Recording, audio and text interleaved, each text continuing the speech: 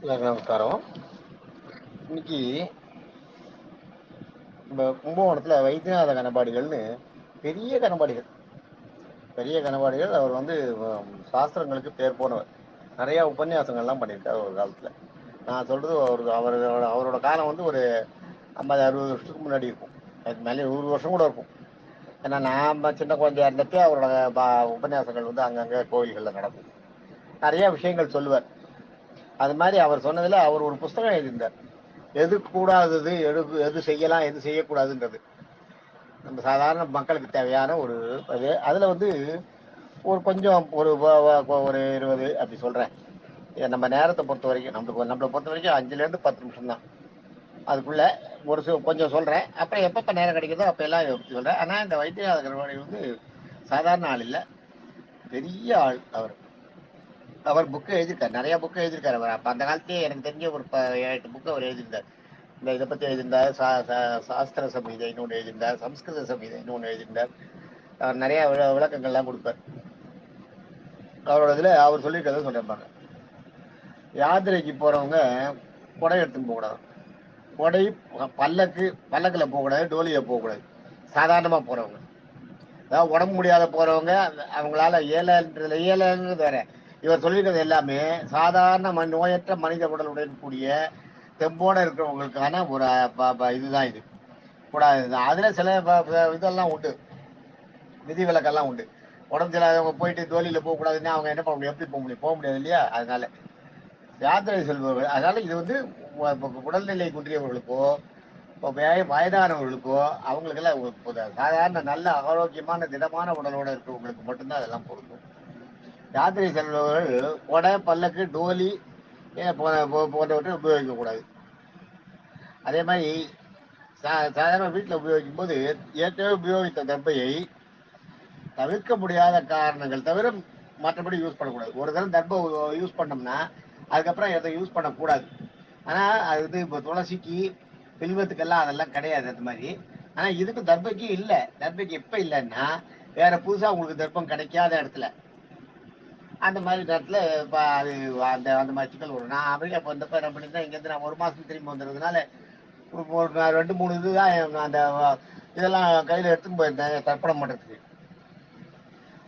எல்லாம் அந்த இதெல்லாம் எடுத்துன்னு போய் அங்க போயிட்டு முடியல.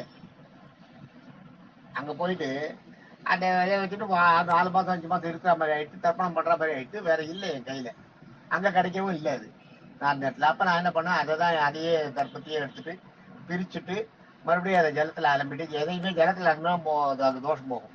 ஜலத்துல அலம்பிட்டு மறுபடியும் அந்த இதெல்லாம் ரெடி பண்ணிட்டு அதையே வச்சு பண்ணியிருந்தேன். அதையே திருப்பி அதையே யூஸ் பண்ணிட்டு பவித்திரம் அந்த இதெல்லாம் கூச்செல்லாம் அதையே அந்த கூச்சத்தையே பிரிச்சுட்டு அதையே நல்லா ஜலத்துல அலசிட்டு காய வச்சுட்டு மறுபடியும் அந்த ஜலத்துல பதப்படுத்திட்டு மறுபடியும் முடி போட்டு இது மாதிரியே 4 மாசம் நான் கல்ல தர்ப்பணம் போட்டதுக்கு அந்த யூஸ் பண்ணிருப்பேன். அது மாதிரி தவிர்க்க முடியாத நேரங்களில் யூஸ் பண்ணலாம், தப்பு இல்லை. ஆனா மற்ற நேரத்தில் தர்பையை வந்து அது மாதிரி யூஸ் பண்ணக்கூடாது. அது மாதிரி வெத்தலையை வந்து பின்பக்கமா மடிக்கக்கூடாது. நிறைய பேர் வெத்தலையில பின்னாடி பார்க்க வச்சுட்டு மடிச்சு போடுவாங்க, பார்த்துருக்கீங்களா? அது பண்ணக்கூடாது, அது ஆகாது. அந்த அசுப காரியங்கள்ல ஒரு கடைசியில அந்த பித்ருக்கள் பண்ணும்போது அவங்களுக்கு நைவேத்தியம் பண்ணி போது அதை அடுப்பாங்க. வெத்தலையில பார்க்க வச்சு மடிச்சு கொடுப்பாங்க.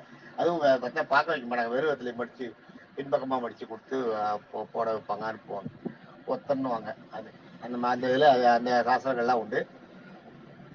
பிரேதத்துக்காக பிரேதம் வந்து சாப்பிட்ற மாதிரி நினைச்சு பிரேதத்துக்காக பூஜை பண்ணி ஒருத்தரை வந்து சாப்பிட சொல்லுவாங்க. அவங்க வந்து அவங்களே சமைச்சு அவங்களே சாப்பிட்டு போவாங்க. அப்படி போகும்போது அவங்களுக்கு வந்து வெத்தலை மட்டும் வச்சிருப்பாங்க, பார்க்கல. அதுதான் அதனால தான் நம்ம சாதாரண வெத்தலை போடும்போது கூட வெறும் வெத்தலையை போடக்கூடாது. வெத்தலையை வந்து அவங்க பின்பக்கமா மடிச்சு சாப்பிடணும். வெத்தலை வாயில போட்டு போகணும். அதனால வெத்தலை பின்பக்கமா மடிக்க கூடாது. அதனாலதான் வெத்தலை பின்பக்கமா மடிக்கூடாதுன்னு. அதே மாதிரி பிளாட்ஸ்ல இருக்காங்க பாத்தீங்களா, அவங்க வந்து அந்த பிளாட்ஸுக்குள்ள எங்கேயாவது ஒரு டெத் ஆயிடுச்சுன்னா அந்த அந்த பூத உடல் வெளியில போற வரைக்கும் நீங்க வீட்டுல வந்து பூஜை பண்ணக்கூடாது. சாப்பிடக்கூடாதுன்னு சொல்லல, பூஜை பண்ணக்கூடாது. பெருமாளுக்கு நிச்சயப்படி பூஜை கைங்கரியம் பண்றதுன்னு அதெல்லாம் பண்ணக்கூடாது. பெருமாளுக்கு திருவிளக்கு ஏற்றுறது, கற்பூரம் காட்டுறது, ஆரத்தி பண்றதெல்லாம் பண்ணக்கூடாது. அதாவது சுவர் வழியாக ஒரு அது இணைப்பு இருந்தால், அதுதான் அதுக்கு முக்கியமானது. என்னன்னா சுவர் வழியாக இணைப்பு இருந்தால் கூடாது. அதே சுவர் நடுவில் வந்து ஒரு சின்ன கேப், ஒரு அடி கேப் விட்டா பக்கத்து இது இருக்கு, போர்ஷன் இருக்கு, அதுல நீங்க இருந்தீங்க, அந்த கேப் வந்து தர வரைக்கும் இருந்ததுன்னா, தர வரைக்கும் அந்த கேப் இருக்கணும். நடுவில் லிங்க் ஆகாது, எந்த இடத்துலயும் லிங்க் ஆகாது, தர வரைக்கும் ஒரு அடி கேப் இருந்ததுன்னா கூட போதும். அப்போ அது பக்கத்து இடம் ஆயிடும். அந்த தரைக்கு வரும்போது அந்த தீட்டை அந்த அந்த அந்த பில்டிங்கோட நின்று போயிடும், அந்த கட்டடத்தோட நின்று போயிடும், பக்கத்து கட்டடத்துக்கு போகாது. அப்போ பண்ணலாம், பக்கத்து கட்டடத்துக்கு போனாலும். அதனால தான் அடுக்குமாடி குடியிருப்புல இருக்கவங்க வீட்டுக்குள்ளே வந்து ஏதாவது டெத் ஆயிடுச்சுன்னா சாமி காரியங்கள் எதுவும் பண்ணக்கூடாது. வீட்டில் சமைக்கலாம், சாப்பிடலாம் பக்கத்து வீட்டில் இருக்கும், ஏன்னா அவங்களுக்கு தீட்டு கிடையாது, உறவு இல்லை. பக்கத்து செவத்துலேயே இருக்கவங்க, அண்ணன் பக்கத்து செவத்துல இருக்கவங்க சமைக்கலாம், சாப்பிடலாம். நம்ம மனசுக்கு வேண்டான்னு நினைக்கிறதுன்றதெல்லாம் வேற, அதெல்லாம் தப்பு இல்லை. ஆனால் பெருமாள் காரியம் எதுவும் அங்கே பண்ணக்கூடாது. அதே மாதிரி இறப்பு தீட்டு இருக்கு இல்லையா, 10 நாள் 16 நாள், அதெல்லாம் அவங்க உங்க குல வழக்கப்படி இருக்கும். இந்த 10 நாள் தீட்டு இருக்கிறவங்களுக்கு இருக்கிறவங்க என்ன பண்ணணும், எங்க எங்க எங்க இது வைஷ்ணவர்கள் வந்து நெத்திக்கு எடுக்க மாட்டாங்க, எட்டுக்க கூடாது.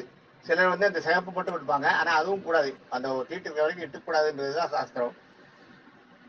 உதிரியா இருக்கிற குங்குமத்தை நெத்தியில வச்சுக்கலாம்.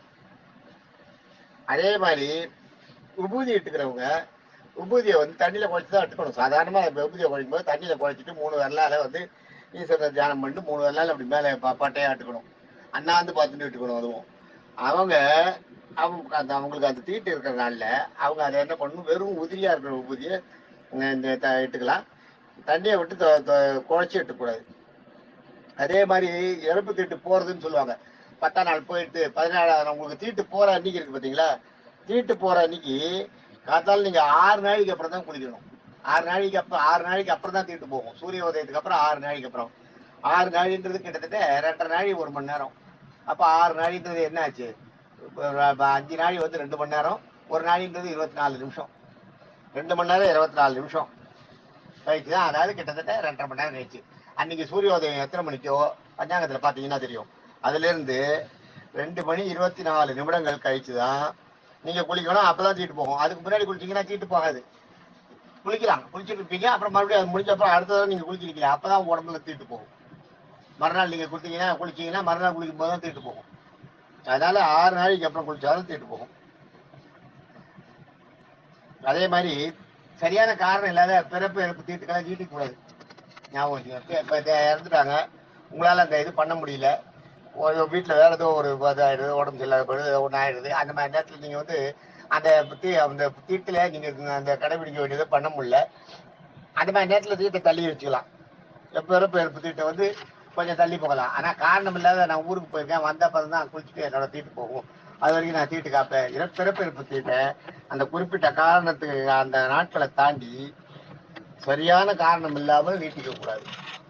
இப்போ ஒருத்தருக்கு வந்து ஒரு டெத்து தீட்டு இருக்கு, அந்த தீட்டு முடியறதுக்குள்ள இவங்களுக்கு வந்து ரொம்ப குளிக்கவே முடியாத மாதிரி அவங்களுக்கு உடம்பு சரியில்லாத போயிடுது, என்னமோ ஆயிடுது. அது கூட ஸ்நான மந்திரம்லாம் இருக்கு, அதெல்லாம் சொல்லி குளிச்சுட்டா போறோம். ஆனா டெத்து தீட்டுக்கு மட்டும் கிடையாது, சுப தீட்டுக்கு அது உண்டு. ஸ்நான மந்திரத்தை தெளிச்சு தலையை தெளிச்சுட்டா, ஜலத்தை தெளிச்சுட்டா குளிச்ச கணக்கு, தீட்டு போன கணக்கு சுப தீட்டுக்கு. ஆனா அசுப தீட்டுக்கு டெத்து தீட்டுக்கு குளிச்சுதான் ஆகணும். குளிக்கவே முடியல, ரொம்ப வயசானவங்க முடியல, இல்ல உங்களால குளிக்க கூடாத மாதிரி ஒரு நோய், குளிக்காதன்ற டாக்டரோட அட்வைஸ் நீங்க அப்ப என்ன பண்ணுங்க, அப்ப நீட்டிக்கலாம். மற்றபடி நீங்களா வந்து 4 நாள் கழிச்சு நான் போயிருக்கேன், நான் வந்த அப்புறம் குளிச்சுட்டு எனக்கு தீட்டு போகட்டுன்றதெல்லாம் பண்ணக்கூடாது. அதே மாதிரி இறப்புக்கு எப்போ போகும்னா, நீங்க செய்ய வேண்டிய அந்த ஈவ காரியங்களை முடிச்சாதான் போகும். அது கர்த்தாவா இருக்கிறவங்க அந்த காரியங்களை முடிச்சாதான் அவங்களுக்கு தீட்டு போகும், அது வரைக்கும் தீட்டு உண்டு. அதே மாதிரி மற்றவங்களுக்கும் ஒரு கணக்கெல்லாம் இருக்கு, நான் சொல்லியிருக்கேன், முதலே சொல்லியிருக்கேன் உங்களுக்கு, பந்துக்களுக்கெல்லாம் எத்தனை நாள் தீட்டு, அதெல்லாம் அந்தந்த நாட்கள் போனாதான் தீட்டு போகும், ஞாபகம் வச்சுங்க. அதே மாதிரி அதுல டெத்து தீட்டுக்கு அப்ப முடியுது காத்தால, அதான் இறப்பு தீட்டு முடியும் போது அது முதல்ல சொல்லிட்டேன் உங்களுக்கு, 6 நாளைக்கு அப்புறம் தான் குளிக்கணும்.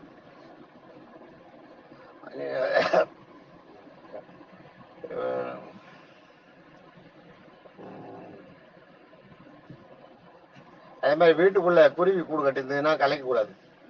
குருவி கட்ட வரும்போதே அதை விரட்டி விட்டுறலாம், ஆனா கட்டி எடுத்துன்னா அப்புறம் அந்த கூட்டை கலைக்க கூடாது. குளவி கூடு இருந்தாலும் கலைக்கூடாதுன்றாங்க. குளவி கூடு இருந்ததுன்னா என்ன பண்ணும், அந்த குளவி பிறந்து அந்த குளவி உள்ள கூடு கட்டிருந்தா அந்த குளவி குஞ்சு வச்சு பிறந்து அது பறந்து வெளியில போன அப்புறம் வேணா அந்த கூட்டை உடைக்கலாம், அது வரைக்கும் அதை உடைக்க கூடாது, அது பாவம்ன்றாங்க. பருத்தி ஆமணக்கு எருக்கு அதை வந்து வீட்டுக்கு முன்னாடி வைக்க கூடாது. ஆனா பின்னாடி வச்சுக்கலாம், ஞாபகம் வச்சுக்க, அது பண்ணலாம். நவக்கிரகங்களை அப்பிரதட்சமா சுத்தக்கூடாது. அது சிலர் சுத்துவாங்க ஏதோ ஒரு இதுக்காக, அந்த சாஸ்திர இதுக்காக. அப்ப அதெல்லாம் பண்ணக்கூடாது. ஒரு இதுல வந்து நவகிரகத்தை அப்புறமா சுத்தி பரிகாரமா நினைச்சு பண்ணுவாங்க. பண்ணக்கூடாது. நவகிரகத்தை அப்பிரதட்சமா சுத்தவே கூடாது. அதே மாதிரி அபிஷேகம் பண்றாங்க இல்லையா கோயில்கள்ல, அபிஷேகம் எல்லாம் பண்ணும்போது சந்தன தீர்த்தத்தை மட்டும்தான் நீங்க சாப்பிடலாம். மற்ற பால், தயிர், தேன் போன்ற வஸ்துக்களை நம்ம சாப்பிடக்கூடாது. உட்கொள்றதுக்கு அது அதை பிரசாதமா கொடுக்கவும் கூடாது. கொடுக்கறதும் பாவம், சாப்பிட்றதும் பாவம். சந்தன தீர்த்தம் மட்டும் உண்டு. அதனாலதான் சந்தன காப்புன்னு சந்தனத்தை மட்டும் பட்டாருக்கு பெருமாளுக்கு சாத்தினது, அம்பாளுக்கு சாத்தினது, சந்தனத்தை மட்டும் சந்தன காப்புன்னு கொண்டு கொடுப்பாங்க. வேற எதுவும் பெருமாளுக்கு வச்சு தயிரோ பாலோ விடுறாங்களே அதெல்லாம் கொடுக்க மாட்டாங்க. அதெல்லாம் கொடுக்கக்கூடாது. அதுதான் சாஸ்திரம்.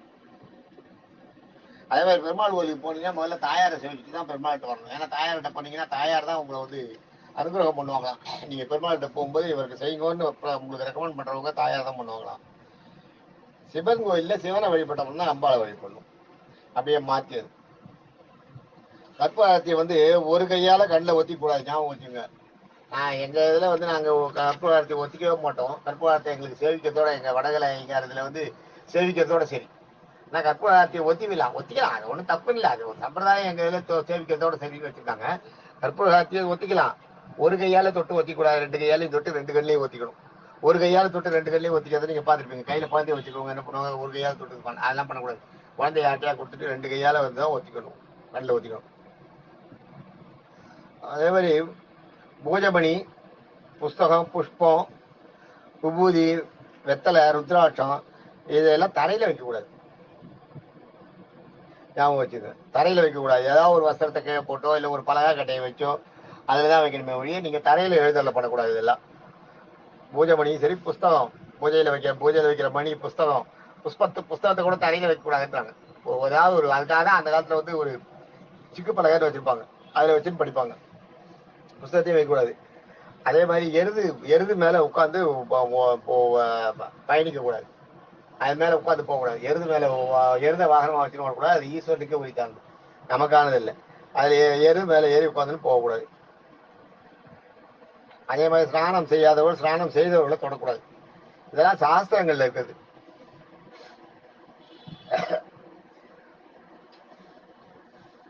அதே மாதிரி பொம்நாட்டி குழந்தைகளுக்கு நட்சத்திரத்தோட பேரையோ நதிகளின் பேரையோ வைக்கக்கூடாது.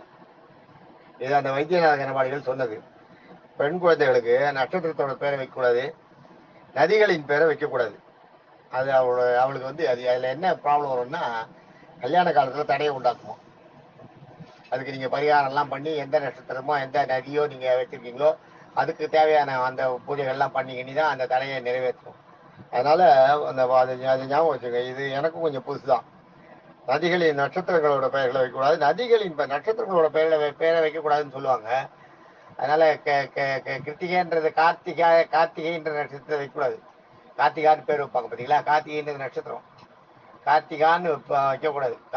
கார்த்திகேயன்னு வைக்கலாம், அது கூட சேர்த்து. கார்த்திகான்னு பொம்மநாட்டி பசங்களுக்கு பேர் வைக்கக்கூடாதுன்னு வச்சா அவங்களுக்கு திருமண தடை உண்டாகும்.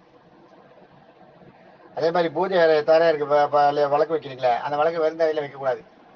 குறைஞ்சபட்சம் ஒரு இலை எதையாவது ஒன்று போட்டாவது வைக்கணும், இல்லைன்னா வேற ஒரு தட்டில் வைக்கணும். அது மாதிரி எதுலையாவது வைக்கணும், வெறுந்தரையில் வைக்கக்கூடாது பூஜை வழக்க. அதே மாதிரி விக்கிரகங்களுக்கு அபிஷேகம் பண்றாங்க பார்த்தீங்களா, அப்போ பாலையும் சந்தனத்தையும் தனித்தனியாக சேகரிக்கணும். அதுக்குதான் பாலை சாப்பிடக்கூடாது. பாலை வந்து பிரசாதமாக கொடுக்கக்கூடாது. மற்றபடி சாப்பிடலாம், வெறும் பால் மாதிரி நினைச்சுட்டு சாப்பிடணும். ஈஸ்வரனோட பிரசாதமாவோ இல்லை தெய்வத்தோட பிரசாதமாக நினைச்சிட்டு பாலை சாப்பிடக்கூடாது. பால் கொடுப்பாங்க, ஆனால் இப்பயும் கொடுக்குறாங்க அது. ஆனால் அது வந்து சாஸ்திர சம்பிரதாய ரீதியாக அது இல்லை. சந்தன தீர்த்தம் மட்டும்தான் இருக்கு. சந்தனத்தை மட்டும் தனித்தனியாக சேகரிக்கணும். சந்தனத்தை கொடுப்பாங்க எல்லாருக்கும். சந்தனத்தை காப்பா கொடுப்பாங்க, சந்தன கலந்த நீரை கொடுப்பாங்க. பாலை வந்து கொடுக்குறாங்க இப்போ கூட, அது கொடுக்கக்கூடாது. அது மாதிரி அது சாஸ்திர சம்பிரதாயத்தில் நம்மளுக்கு இடம் இல்லை.